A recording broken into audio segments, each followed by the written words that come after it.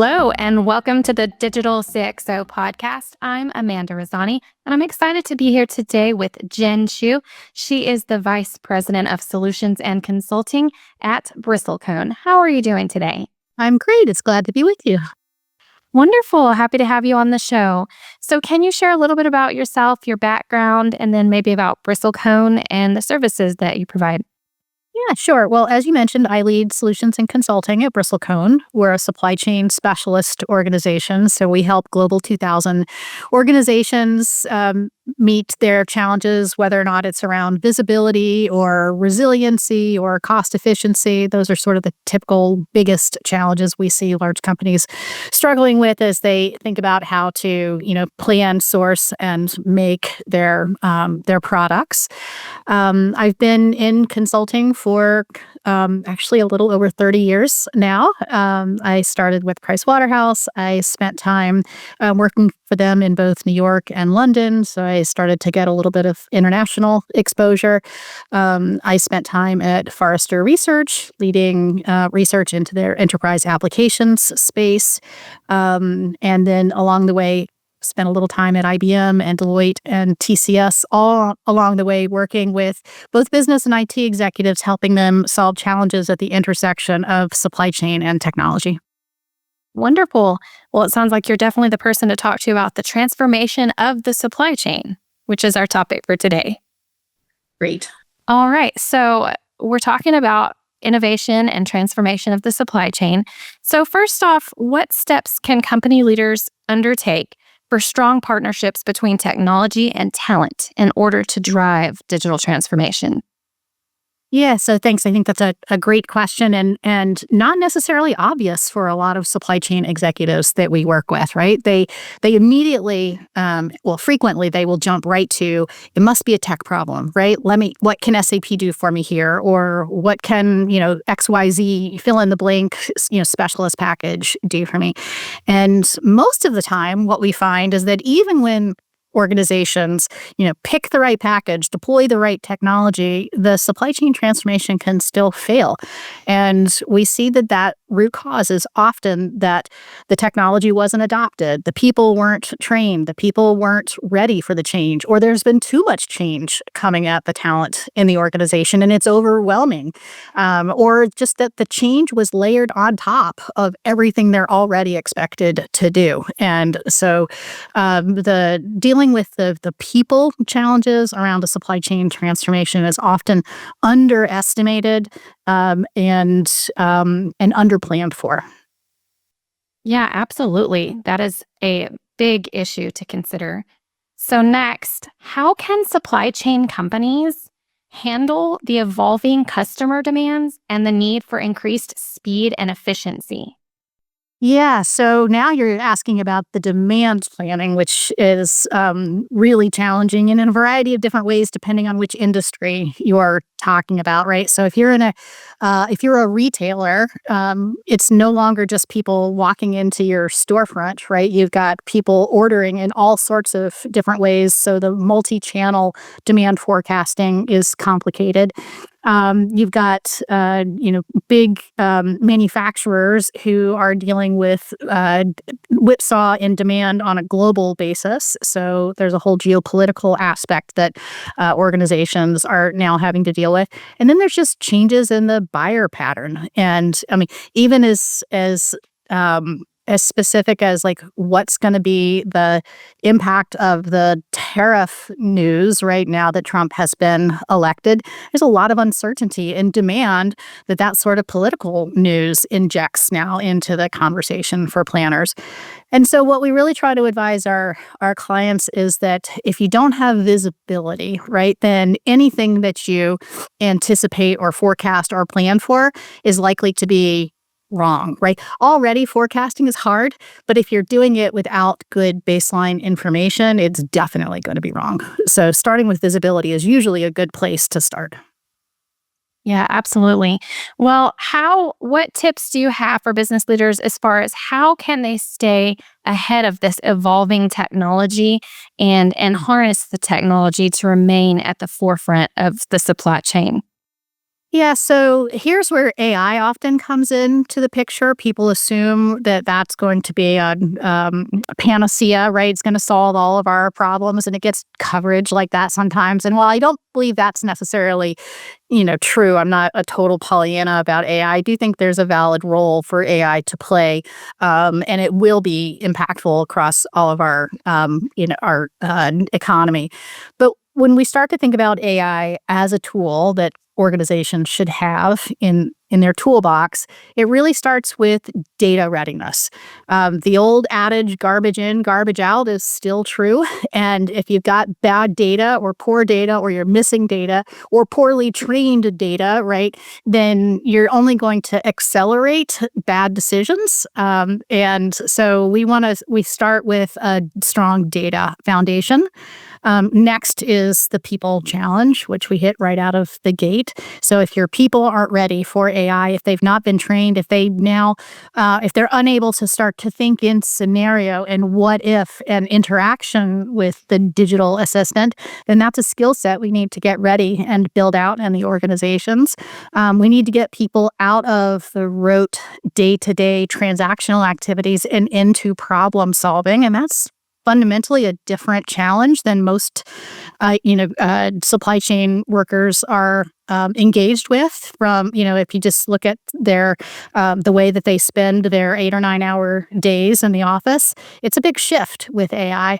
So thinking about data, thinking about people, and then there's some IT things around hardware and software, which are probably not for the general audience, but there's certainly investments that need to be made there, all before you start to think about deploying that very specific AI bot or digital assistant. So we really encourage people to think foundationally first, as the AI digital assistants start to mature. Absolutely. So, communication is the key to most businesses' success. So, in talking about that leadership between talent and staff members, how do we have good communication and encourage staff members to embrace the new technology? Yeah, I like to think about trust and transparency.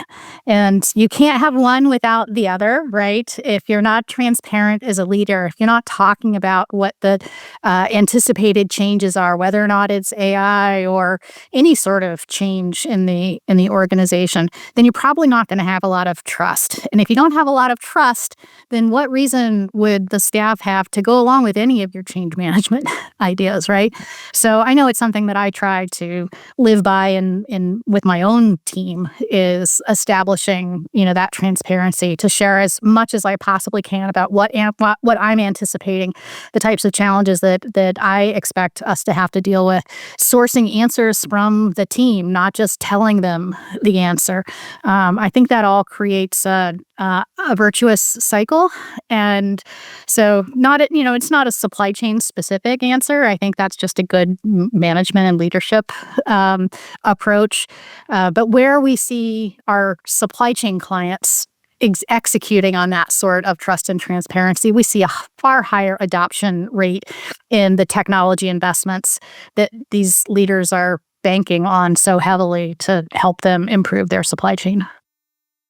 Do you have any use case examples you would be free to share of companies you've worked with that improved and showed innovation within their supply chain? Yeah, actually, so we've developed 78 specific supply chain use cases at Bristlecone, and we're working with our clients, and we're at various levels of development and adoption across those 78. Because some are probably more drawing board at this point until the technology actually catches up. But where we're seeing a tremendous amount of excitement and investment is in the S&OP process, so sales and operations planning. And I think one of the reasons why that has become such a lightning rod for AI investments and transformation in general is that it's a really painful process. It's it takes a lot of days, sometimes weeks of preparation. It's a lot of senior executives, and it's a lot of guesswork. And so, all in all, that's a pretty expensive and time-consuming process. And so, if there is a way that we can leverage technology to shorten the cycle and improve the outcome, then that is certainly an area of interest for our clients.